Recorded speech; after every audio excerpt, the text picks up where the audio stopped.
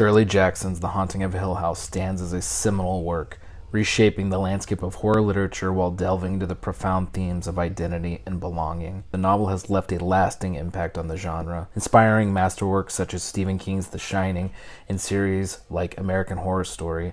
Jackson found her muse in the historical accounts of 19th century psychics. She was captivated by the contrast between their scientific aspirations and the deeply human, albeit flawed story that emerged from their clinical observations.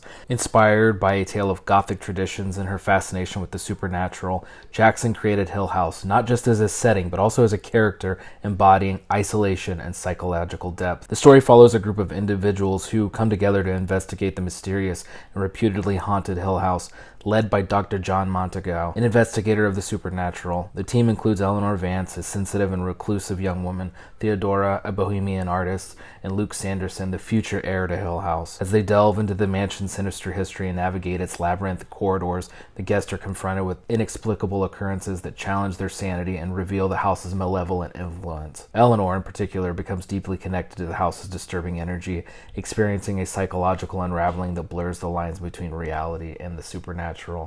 Eleanor's journey in Hill House reflects Shirley Jackson's own personal struggle with loneliness and the quest for self within a neglectful marriage. Eleanor's wanderings in the mansion's shadowy hall symbolize a deeper yearning for belonging, a theme poignantly mirrored in Jackson's heartfelt letter to her husband, Stanley Hyman. Jackson laments in her letter to her husband, written sometime while she was working on Hill House, "You once wrote me a letter telling me that I would never be lonely again.